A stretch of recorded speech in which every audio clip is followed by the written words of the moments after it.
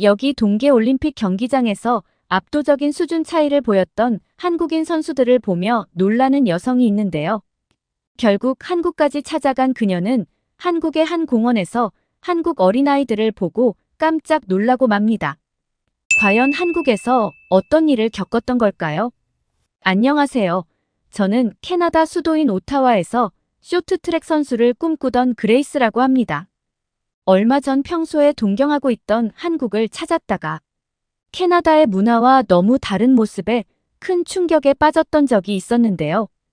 어릴 때부터 늘 작고 야외여서 학교에서도 친구들의 따돌림도 많이 받았었죠. 그 모습에 부모님은 저에게 운동을 시작해보기를 권했는데 그 운동이 바로 쇼트트랙이었어요. 그렇게 쇼트트랙이라는 운동을 배우기 시작했는데 제 스스로에게도 너무 놀랐던 게 제가 생각보다 쇼트트랙을 잘했던 거예요. 코치님께서도 몸이 작고 날렵하다 보니 순간 스피드가 굉장히 빨라서 다른 사람보다 유리한 면이 많다고 하시더라고요. 그러면서 초반 스피드가 좋으니 후반에도 지속할 수 있는 체력만 잘 관리해서 끌어올린다면 좋은 선수로 성장할 수 있을 거라고 하셨죠. 그날 이후부터 저는 아마추어가 아닌 선수가 되기 위해서 부단한 노력을 했었습니다. 쇼트트랙 대회가 있는 날이면 늘 대회장에 찾아가 캐나다 선수들을 응원하면서 대표 선배님들의 움직임을 보며 익혔었는데요. 그런데 항상 대회 날이면 압도적인 기량 차이로 선배님들의 길을 죽이는 나라의 선수들이 있었어요. 바로 한국이라는 나라였는데요. 쇼트트랙 남자부 여자부 500m 경기, 1000m 경기, 5000m 경기까지 쇼트트랙 전 종목을 나왔다 하면 전 종목을 거의 휩쓸다시피 하는 게 아니겠어요? 아니 대체 저 한국이라는 나라는 어떤 나라이기에 저렇게 동계올림픽 쇼트트랙에서 압도적인 기량을 보이는 걸까? 아마 이런 생각을 갖고 나서부터 한국이라는 나라에 대해 관심을 갖기 시작했던 것 같아요. 지금은 한국이란 나라를 거의 동경하다시피 하고 있고 심지어 이민까지도 고려하고 있을 정도인데요. 어느 날 운동을 마치고 집으로 돌아가는 길에 차량과 부딪히는 사고를 당하고 말았었어요. 제가 살던 캐나다는 사거리 도로에서도 언제든 좌회전을 할 수 있는데 아예 신호등 자체에 좌회전 표시가 되는 화살표가 존재하지도 않거든요. 그렇다 보니 주행 중에 좌측에 들어가야 하는 도로나 골목 등이 있다면 직진을 하던 차량들도 갑자기 좌회전을 해서 들어오는 경우가 많죠.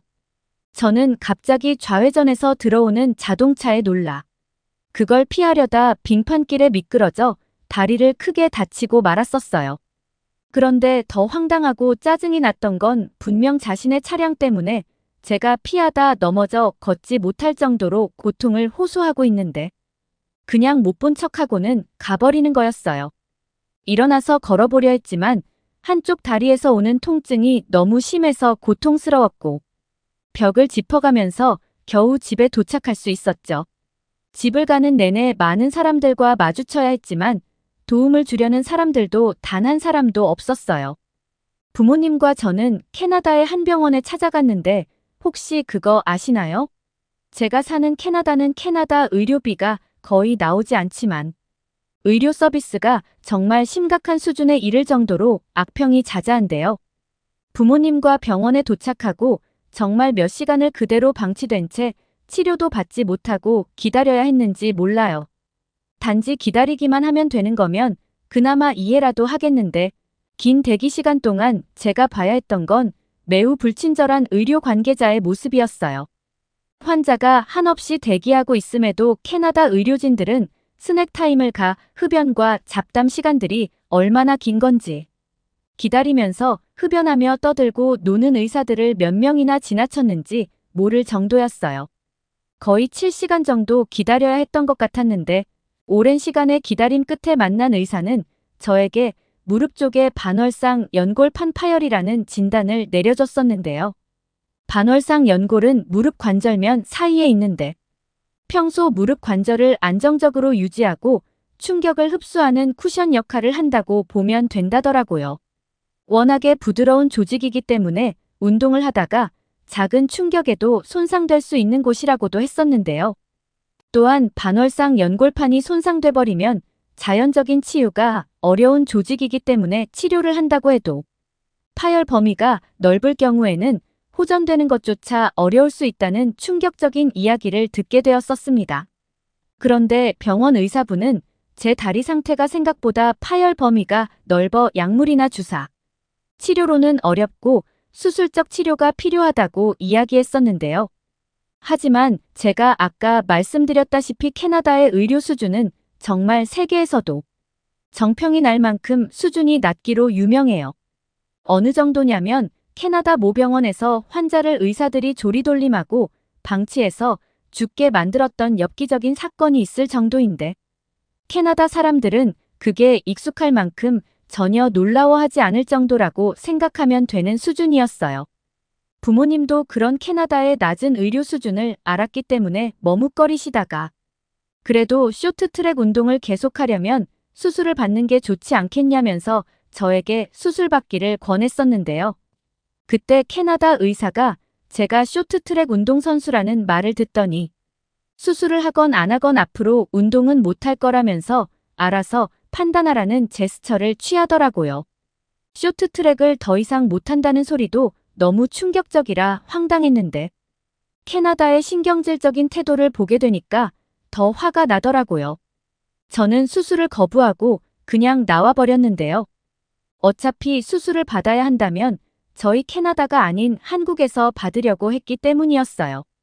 동계올림픽에서 압도적인 실력으로 동계올림픽 쇼트트랙을 휩쓸던 한국의 인상적인 모습에 이것저것 살펴보다가 한국의 의료 수준 시스템이 전 세계에서도 손에 꼽힐 만큼 유명하다는 글을 봤던 적이 있었기 때문이었어요.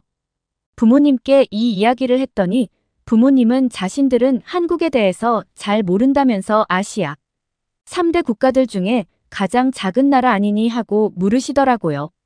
그러시더니 차라리 일본을 가서 치료를 받는 게 어떻겠냐고 말씀하더라고요. 솔직히 이야기하면 저도 한국을 잘 몰랐다가 올림픽 경기에서 한국이 워낙에 따라갈 수 없는 기량, 차이를 보여서 눈여겨본 게 다였을 뿐 사실 저도 잘 모르는 국가이기도 했었어요. 그러다 보니 호기롭게 부모님께 말씀은 드렸지만 저 스스로도 내심 걱정이 되더라고요. 하지만 그렇다고 일본을 가고 싶지는 않았는데요. 올림픽 경기에서 본 일본이라는 나라의 선수들은 결승은 고사하고 예선 본선에서 줄줄이 떨어지기만 했지 시선을 사로잡을 만큼 임팩트 있는 모습을 보지 못했었기 때문이었어요. 아무래도 쇼트트랙을 모두 석권해버리는 한국이 건강적인 몸 관리가 잘 되기 때문에 좋은 성적을 거두고 있는 게 아닐까 싶기도 했었기 때문에 걱정은 되었지만 저는 한국행을 결정하게 되었죠. 간단한 물리치료를 하고 다리를 움직이지 않게 고정해서 약간의 통증은 있었지만 목발을 하고 움직일 수는 있었는데요. 한국에 갈 준비를 하면서도 목발 신세로 전락한 저의 이런 상황이 너무 한탄스럽더라고요. 도착한 한국의 공항은 정말 규모가 웅장했었는데요. 저는 곧바로 병원으로 가야 했기에 목발을 짚고 천천히 공항 로비까지 걸어 나와 안내데스크로 향했어요. 그곳에서 병원으로 갈 차편을 어떻게 해야 되냐고 물어봤었는데요. 한국 공항 직원분은 저의 다리를 보시더니 혹시 걷는 게 불편하신 거 아니세요라고 물으시더니 어디론가 전화를 걸기 시작했었어요. 그러시고는 안쪽으로 들어와 잠시 앉으시라고 하더라고요. 그러면서 혹시 여행자 보험은 가입하셨는지 물어보시면서 이것저것 엄청 친절하게 챙겨주시기 시작하셨었는데요. 얼마 뒤 저는 정말 눈을 의심할 수밖에 없었습니다. 공항 직원의 친절한 안내로 공항 밖을 나갔는데 아니 웬 승합차 한 대가 저를 기다리고 있는 게 아니겠어요? 승합차에서 저를 기다리고 있던 직원분들은 차량에서 휠체어를 꺼내어 보여주시고는 목발을 사용하지 말고 휠체어를 타고 다니시면 된다고 하는 거예요. 순간 저는 이거 내가 몸이 불편한 걸 보고는 어쩔 수 없이 이용하게끔 장사를 하는 게 아닌가 하는 의심을 갖게 되기 시작했었어요. 그래서 저는 목발로 하고 다녀도 충분하고 병원만 어떻게 가는지 알려주면 그뿐이지. 저에게 왜 이런 장사를 하려고 하는 거냐며 따져 물었는데요. 저의 그런 모습을 보던 공항 직원분은 제가 갑자기 목소리를 높이자 놀라셨는지 당황한 표정을 하면서 이렇게 이야기하는 거예요. 몸이 불편하고 걷는 게 힘들어 보이셔서 자신이 서울재단에서 운영하는 다누림 시스템을 신청했다고 했었는데요. 지금 시범 운영을 하고 있어서 무료로 이용할 수 있는 거라면서 여기 보이는 승합차가 병원까지 가는데 도움을 줄 거라고 하더라고요. 또한 휠체어를 한국에 있는 동안 이용하는 것도 모두 무료라면서 오해하지 말라는 말씀을 하셨었어요. 그 말이 저에게는 사실 너무 충격적일 수밖에 없었는데요. 아니, 어떻게 처음 보는 외국인인 저에게 한국이라는 나라는 무료로 이런 시스템을 제공한다는 건지 대체 이해가 안 가더라고요. 속으로 한국이 이렇게나 잘 사는 나라였었나 싶었을 정도였어요. 여하튼 저는 그런 한국의 놀라운 편의 시스템에 정말 너무 편하게 병원까지 갈 수 있어 지나고 나니 괜히 그 공항 직원분께도 언성을 높여 죄송하다는 생각이 들더라고요. 불편한 저를 위해서 단지 친절을 베풀었던 건데 제가 오해를 하는 바람에 큰 소리를 냈었으니 말이죠. 그렇게 한국의 병원으로 가기 위해 제가 탄 차량은 한국의 고속도로 위를 달리기 시작했었는데요. 그런데 저는 한국의 너무 이색적인 고속도로 모습에 당황하기 시작했었어요. 왜냐하면 고속도로에 오토바이가 한 대도 보이지 않았기 때문이었는데요. 그래서 운전해주시는 한국인분께 도로에 어떻게 오토바이가 한 대도 보이지 않는 거냐면서 물어봤었는데요. 한국인 운전기사분은 제 말을 듣고는 약간 눈썹을 실룩이며 저게 대체 무슨 소리지 하는 표정을 지으시더라고요. 그 모습에 영어를 할 줄 모르시는 건가 싶었는데 그런 생각이 들기가 무섭게 유창한 영어를 하시면서 말씀을 하셨는데요. 한국에서는 오토바이를 타고 고속도로에 올라오면 안 된다고 하더라고요. 이유는 안전 때문이라고 했는데 보통 사고가 한 번 발생하면 사고, 충격을 흡수할 만한 어떠한 요소도 없기 때문에 작은 충격에도 큰 사고로 이어질 수 있는 있고 치명적이어서 한국에서는 법적으로 오토바이가 고속도로를 달릴 수 없도록 규정되어 있다고 했었어요. 저희 캐나다에서는 사실 그런 거 없거든요. 고속도로에서 오토바이가 얼마든지 다닐 수 있는데 사실 과속하는 캐나다 사람들이 거의 없기 때문에 사고가 많지 않아서예요. 그럼 캐나다 운전의식이 좋아서냐고요? 아마 운전의식이라기보다 엄청난 과태료 때문인데요. 저희 캐나다 고속도로에서는 시속 50km 이상으로 과속하다가 걸리면 벌금이 정말 어마무시하게 많이 나와요. 또 거의 모든 고속도로가 무료이고 톨게이트 자체가 없는데요. 과속하다가 걸리면 내야 하는 벌금은 거의 1,000만 원에 가까워요. 그렇다 보니 캐나다 운전자들은 과속을 안 하는 게 아니라 못하는 거라고 보시는 게 맞을 거예요. 그렇게 캐나다와 달랐던 한국의 아름다운 도시 풍경들을 바라보면서 편하게 병원까지 도착할 수 있었는데요. 도착한 병원에서 한국의 의사분들의 모습은 정말 신사적이시면서 환자를 대하는 태도 자체가 저희 캐나다와는 완전히 다른 모습이었어요. 캐나다에서는 정말 환자를 뭐 보듯 하고 위급한 환자가 있던 말던 자신들의 커피 마시는 시간과 담배를 흡연하는 시간이 더 중요하다고 생각할 정도로 불친절의 끝판왕인데 반면 한국 의사분들은 저의 이동과 대기하는 공간까지 사사로운 모든 것에 도움을 주려고 하셨었고 병원 대기 시간도 그렇게 길지 않더라고요. 물론 한국인들은 길다고 느낄지는 모르겠지만 캐나다에서 평균 7, 8시간씩 기다리거나 때로는 하루 꼬박을 기다려 본다면 한국에서의 병원 대기 시간은 정말 짧았다고 생각이 들었어요. 병원 의사분께서는 저의 다리를 이리저리 살피시더니 외상이 있으셨나 봐요 라면서 보통 이렇게 젊은 분들이 반월상 연골판을 다쳐서 오면 거의 99% 외상에서 발생한다면서 저에게 혹시 운동하시는 분이냐고 물어보더라고요. 그러시더니 보통은 무릎에 강한 회전력이 가해질 때 발생을 많이 하는데 낙상 사고로도 나타날 때가 많다고 하면서 조기에 적절한 방법으로 치료를 받지 않게 되면 나이가 들어서 퇴행성 관절염과 같이 치료가 어려운 병으로 진행될 수 있다고 하셨어요. 치료는 보존적 치료와 수술적 치료로 나뉘는데 보존적 치료 방법은 초기에 취하는데 현재 저의 다리는 상태가 좋지 못하다면서 수술이 필요하다고 했었어요. 환부에 1cm 미만의 작은 절개를 내고 관절 내시경을 집어넣은 후 모니터를 통해 손상된 반월상 연골을 보면서 치료하는 관절 내시경 치료 방법으로 이루어질 거라면서 굉장히 알아듣기 쉽게 친절히 설명해 주셨어요. 저는 한국 의사분에게 수술을 받고 나면 다시 운동이 가능한지 물어봤었는데요. 한국 의사분께서는 올바른 방법으로 완벽하게 수술을 마치면 수술 이후 짧게는 4개월에서 6개월 정도가 지나서 무릎의 붓기가 사라지고 정상적인 관절 운동이 가능해진다면 가볍게 조깅 정도의 운동을 시작할 수 있고 꾸준한 재활을 병행하면서 관리한다면 추후에는 점진적으로 운동이 가능해질 수 있다고 이야기해 주셨었어요. 그러면서 하지만 한 번 다쳤기 때문에 언제든 재발할 수 있는 위험도 있는 거라서 되도록이면 심한 운동은 자제하는 게 좋고 오랜 시간 재활 기간을 가지며 서서히 운동량을 끌어올려야 예전과 같은 컨디션이 될 수 있을 거라고 해주셨었어요. 그 말씀에 그래도 아예 불가능하지는 않다는 이야기다 보니까 신락 같은 희망이 생기더라고요.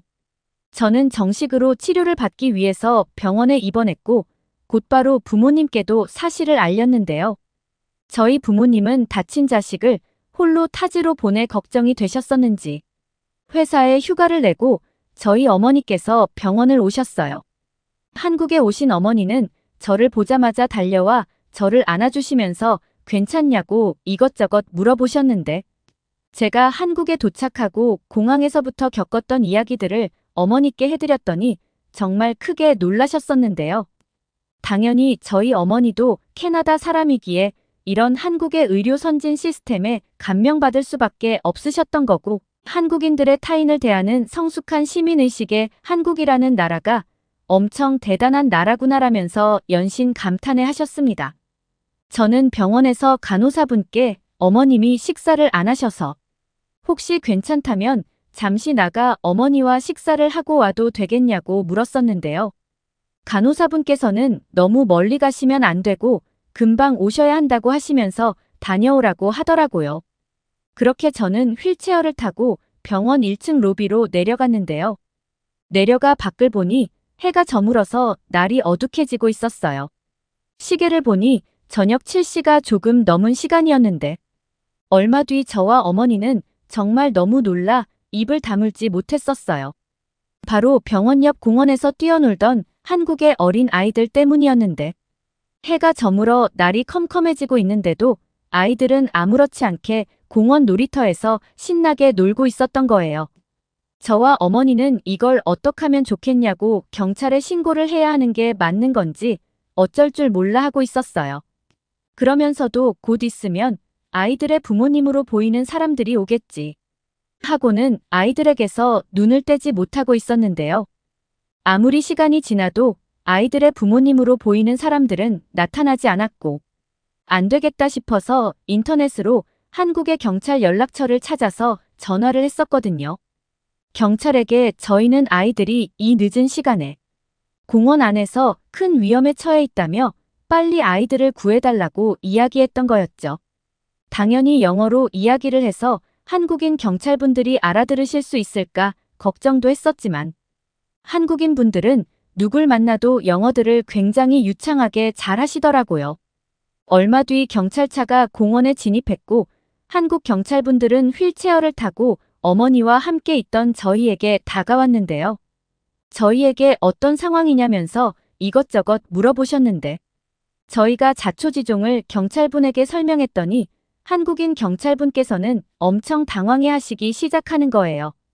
그러더니 공원에서 놀고 있는 아이들을 바라보시더니 한국에는 이 시간에 아이들이 공원에서 친구들과 놀아도 전혀 문제되지 않는다는 놀라운 이야기를 해주셨었는데요. 사실 저희가 이렇게 경찰까지 불렀던 이유가 있었어요. 저희가 지내는 캐나다에서는 12세 미만의 어린아이들이 보호자도 없이 공공장소에 있는 걸 보게 되면 해당 부모님들은 아동방임죄로 처벌을 받을 수 있거든요. 심각한 경우에는 부모들이 체포되어 감옥에 가거나 양육권을 박탈당하는 경우도 있어요. 캐나다에서는 부모가 12세 미만의 아이들과 항상 함께해야 하는 의무가 필연적으로 깔려 있고 오전 12시부터 오전 6시 사이에 아이들이 부모 없이 공공장소에서 단순 휴식을 취하고 있어도 저희 캐나다에서는 법에 위배됩니다. 보통 캐나다 사회 전반적으로 매우 잘 지켜지고 있기도 하고 이 관련 법에 반하는 행동이나 장면들을 보게 되면 바로 신고하는 의식도 캐나다에선 매우 투철한 편이거든요. 이건 저희 캐나다만 그런 게 아니라 미국도 마찬가지인데요. 미국의 주마다 규정하는 연령이 다를 뿐 다 같은 맥락의 법을 가지고 있어요. 뿐만 아니라 지금과 같은 공공장소가 아닌 본인의 집에 부모 없이 혼자 있는 것도 법에 위배될 정도로 아동방임죄는 크거든요. 그런데 이렇게 해가 저문 시간에도 보호자가 없이 아이들이 공원에서 시간을 보내고 있는 모습을 저희 눈으로 보게 되었으니 저희 입장에서는 너무 기가 막힐 일이었던 거죠. 한국 경찰분께서는 한국은 전 세계에서도 치안이 가장 안전한 나라이고 이렇게 아이들이 친구들과 함께 공원에서 숨바꼭질도 하고 놀이기구도 타는 모습은 너무나 평범한 모습이라면서 문화적인 오해로 경찰에 신고하신 것 같은데 그럼에도 이렇게 타지의 아이들을 보고 걱정되는 마음으로 주저없이 저희 경찰들을 불러주셔서 진심으로 고맙다면서 인사까지 해주시더라고요. 아마 캐나다 경찰분들이었다면 기껏 신고받고 나왔는데 이렇게 허탕을 치면 대번에 화를 내기 마련인데 오히려 저희에게 감사하다며 인사를 하는 모습을 보니 대체 한국분들의 이런 시민의식은 어디서 나오는 것일까? 궁금증이 생길 만큼 성숙한 한국분들의 따뜻한 마음에 어머니와 저는 존경심까지 들었어요. 그런 웃지 못할 해프닝을 겪고 어머니와 저는 병원 바로 옆에 있던 식당에 들어가게 되었는데요. 저희는 식당에 들어가 한국어로 써 있는 메뉴를 읽을 수 없어서 그냥 추천해 주시는 음식으로 달라며 주문을 했었어요. 그런데 그렇게 저희 앞에 나온 음식을 보고 저와 어머니는 말문이 막힌 채 정말 황당해했었는데요. 저희 앞에 나온 음식은 빨간 국물에 스팸이 잔뜩 들어간 스프였기 때문이었어요. 저희 캐나다에서는 스팸이나 소시지 같은 재료들은 굉장히 질이 낮은 음식이라는 인식이 강한데요. 그런데 이런 스팸과 소시지를 잔뜩 넣은 국물에 음식을 눈앞에서 마주하게 되었으니 어머니와 저는 당황할 수밖에 없었죠. 도저히 손이 가지 않는 비주얼이었고 심지어 어머니는 그냥 식당을 나가자는 말까지 하더라고요. 주변을 보니 많은 한국인 분들은 그 음식을 엄청 맛있게 먹고 있었는데요. 심지어 땀까지 뻘뻘 흘리는 분들도 있었어요. 저처럼 환자복을 입은 분들도 몇몇 보이더라고요. 어머니에게 내가 먼저 먹어보겠다면서 소시지는 건들지 못하겠고 국물만 수저로 떠먹어봤었는데요. 국물이 입에 들어가자마자 달콤하면서 매콤하면서 짭짤하기까지 정말 너무 맛있더라고요. 제가 한 입 떠먹고는 어머니에게 이거 국물이 너무 완벽한데 라고 하자 어머니는 에이 설마라면서 한 입 드시게 되었는데요. 어머니는 국물 맛을 보시더니 눈이 휘둥그레지시면서 햄이 들어간 국물에서 어떻게 이런 맛이 나는 거냐며 놀라시더라고요. 저와 어머니는 이후로 정말 한국인들이 드셨던 것처럼 땀을 뻘뻘 흘려가며 남김없이 부대찌개를 먹어치웠는데요. 생전 스팸이나 소시지는 캐나다에 살면서 구경조차 하지 않았던 음식 재료였는데 한국 덕분에 스팸 맛을 제대로 알아버렸지 뭐예요. 사실 한국에서 병원 치료를 하며 한국의 많은 곳들을 볼 수는 없었어요. 오직 병원에서만 지내야 했었기 때문이었는데요. 수술을 잘 마치고 어느 정도 회복기를 거친 후에 저는 다시 캐나다로 돌아갔는데요. 캐나다에 있는 병원은 절대로 가고 싶지 않아서 병원 진료가 필요할 때마다 한국을 방문해 가면서 재활에 힘썼어요. 하지만 그런 노력에도 불구하고 저는 다시 쇼트트랙이라는 운동을 할 수는 없었는데요. 사실 마음이 좋지는 않았지만 저의 운명이라고 생각하고 나니 그나마 위안이 되더라고요. 무엇보다 그런 상심을 벗어나게 해줄 수 있었던 건 제가 쇼트트랙이라는 운동 덕분에 압도적인 기량 차이를 선보이며 동계올림픽을 제패하던 한국 선수들을 통해 한국이라는 나라를 알게 되면서 놀라웠던 한국의 의료 선진 시스템과 한국 사람들의 따뜻했던 마음, 그리고 무엇보다 한국의 음식들을 만나게 되면서 요즘은 시간이 날 때마다 요리를 배우고 있어요. 저희 집에서 지금 우리 가족이 가장 즐겨 먹는 국물 요리가 뭔지 아시나요? 바로 부대찌개예요. 저희 아버지도 제가 유튜브를 보면서 캐나다에서 만들어준 부대찌개를 보시더니 처음엔 거절하셨지만 저희가 그랬던 것처럼 국을 끓였던 냄비까지 싹싹 비우실 정도로 너무 맛있다 하셨었고, 그런 이유로 저희 집 주방에는 스팸과 소시지가 잔뜩 구비되어 있어요. 다리가 완전하게 회복돼서 뛸 수 있을 만큼 좋아지면 저는 다시 저희 부모님과 함께 한국으로 여행을 떠날 예정인데요. 치료 때문에 갔던 터라 한국을 제대로 보지 못했기 때문이에요. 사연을 쓰다 보니 한국 음식이 또 생각나네요. 오늘은 귀찮기도 하니까 마트에 가서 한국 라면을 사다 끓여 먹어야겠어요. 오늘은 캐나다에서 쇼트트랙 선수를 꿈꾸던 그레이스 씨가 한국의 병원을 찾으며 경험한 이야기를 담은 사연이었습니다.